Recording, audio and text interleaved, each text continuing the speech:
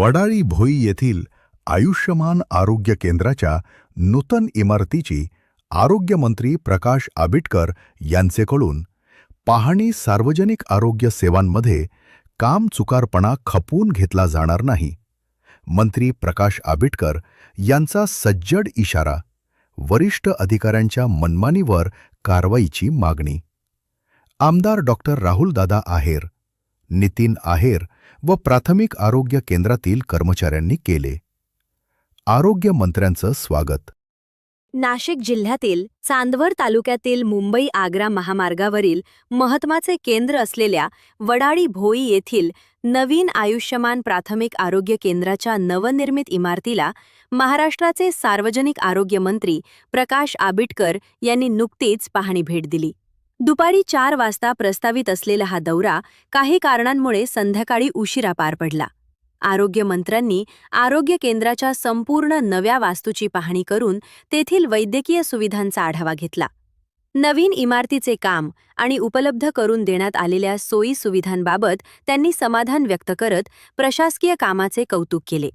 याप्रसंगी स्थानिक आमदार डॉक्टर राहुल आहेर यांनी मंत्री आबिटकर यांच्याशी चांदवड तालुक्यातील आरोग्य विभागाशी संबंधित विविध समस्यांवर सविस्तर चर्चा केली. ग्रामीण भागातील नागरिकांना दर्जेदार आणि तत्पर वैद्यकीय सेवा मिळाव्यात, तसेच आरोग्य केंद्रांमध्ये आवश्यक मनुष्यबळ व आधुनिक सुविधा तातडीने उपलब्ध करून द्याव्यात, अशी मागणी आमदार डॉक्टर आहेर यांनी केली.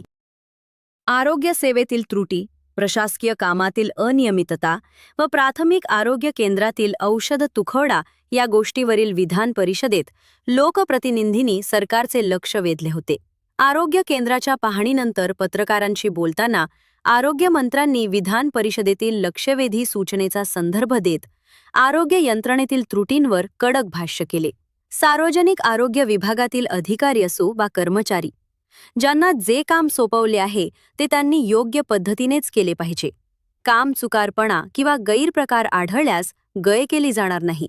कोणाचाही मुलाहिजा न ठेवता संबंधित कर्मचाऱ्यांवर तात्काळ कडक कारवाई केली जाईल, असा इशारा त्यांनी यावेळी दिला. उसवाड प्राथमिक आरोग्य केंद्रात लिंबू मिरची ठेवण्याच्या प्रकारावर संताप व्यक्त करत मंत्री म्हणाले, आपण नेमक्या कोणत्या युगात आहोत? वैद्यकीय सेवा देणाऱ्या ठिकाणीच असा प्रकार घडत असेल तर ते अत्यंत दुर्दैवी आहे. या प्रकरणाची सखोल चौकशी केली जाईल. जिल्हा आरोग्य अधिकारी तपासणीसाठी आल्यावर पैसे मागतात, अशा पत्रकारांच्या प्रश्नावर स्पष्टीकरण देताना त्यांनी सांगितले की प्रसिद्धीसाठी किंवा स्वतःच्या स्वार्थासाठी सेवा व्यवस्थेत दोष निर्माण करणाऱ्यांची गय केली जाणार नाही. वरिष्ठ अधिकाऱ्यांना याबाबत कडक निर्देश देण्यात आले आहेत. सफाई कामगारांच्या थकीत वेतनाबाबत बोलताना त्यांनी स्पष्ट केले की ब्लॅकलिस्ट केलेल्या कंपनीला हटवून नवीन कंपनी नियुक्त केली जात आहे. सफाई कामगारांचे थकीत पैसे त्यांना पूर्णपणे मिळवून दिले जातील व सदर ब्लॅकलिस्ट कंपनीची चौकशी केली जाईल. या पाहणी दौऱ्यावेळी नाशिक आरोग्य विभागाचे वरिष्ठ अधिकारी, प्राथमिक आरोग्य केंद्रातील डॉक्टर, कर्मचारी तसेच स्थानिक नागरिक व भारतीय जनता पार्टी तसेच शिवसेना, उद्धव बाळासाहेब ठाकरे पक्षाचे वडाळी भोई परिसरातील कार्यकर्ते मोठ्या संख्येने उपस्थित होते.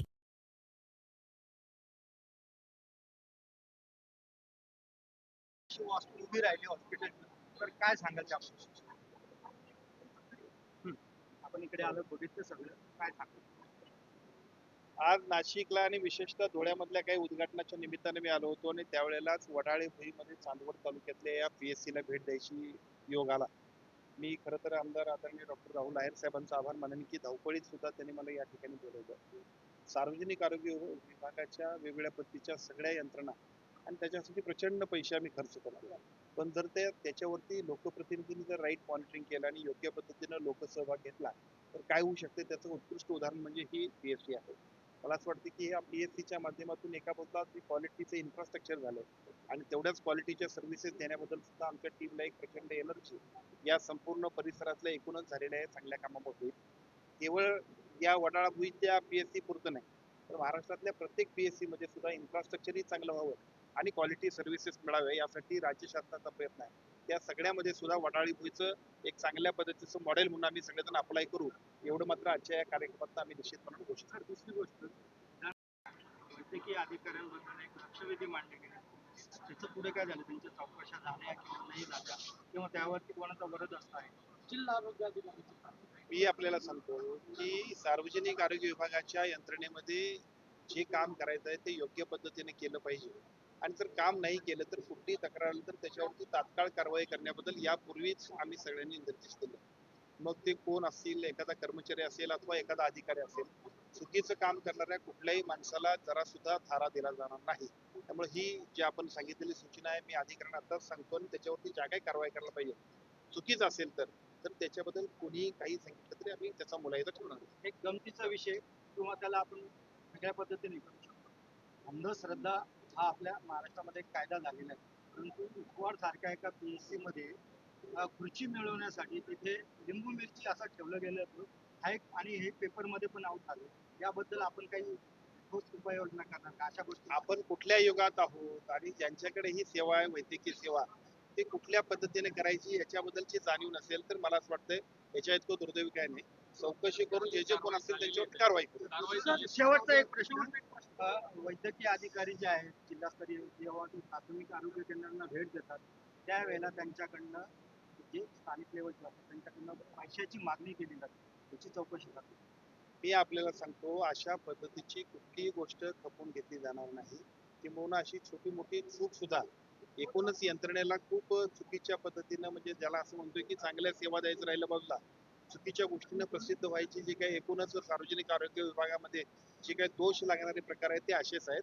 अशा कुठल्याही गोष्टीबद्दल मी आताच डेपो डायरेक्टरना सांगतो अशा कुठल्याही गोष्टी असतील तर त्याच्यावर तात्काळ कारवाई आपण करणार. सर प्रश्न फक्त माल ॲपचं जे हे तुमच्या रिपोर्ट येतात ते रिपोर्ट सर्वसामान्यांसाठी वेगळे आणि तुमच्या कर्मचाऱ्यांसाठी वेगळे. जिल्ह्याचे जे जिल्हा आरोग्य अधिकारी त्यांनी एका कर्मचाऱ्याचंच हे नाकारलंय. त्याच्या संदर्भात काय सांगाल? नाही मला आता याची माहिती नाही. मी माहिती घेतो. मला असं वाटतं की अशा पद्धतीच्या घटना करायची गरज नाही. ज्या सेवा आहेत त्या सर्वांसाठी उपलब्ध आहेत आणि त्या तेवढ्याच क्वालिटीचे असल्या पाहिजेत हे तरी मस्ट बी आहे. त्यामुळे जर काय अशा घटना असतील तर मी डेडीनं सांगतो ते त्याबद्दल माहिती घेतील आणि त्याच्यावरती आपण पुढे जाऊ. शेवटचा प्रश्न. सफाई कर्मचाऱ्यांचा जो कॉन्ट्रॅक्ट आहे तो ब्लॅकलिस्ट कंपनीला दिले गेलेले त्याच्यावरती काय आहे? सफाई कामगारांचं नव्हे कुठल्याच कामगारांचं असेल तर तात्पुरते व्यवस्थापन आपण जर दिलं असेल तर आता त्या कामगारांचे पैसे योग्य पद्धतीने मिळायला पाहिजे. त्यासाठीच त्यांच्या PF असेल ESIC चे पैसे असतील हे कुणी काटून घेणार नाही. यासाठीच्या सगळ्या सूचना देऊन नवीन टेंडर आपण काढतोय की ज्याच्यामुळे सगळ्या यंत्रणा थांबतील. Thank you sir.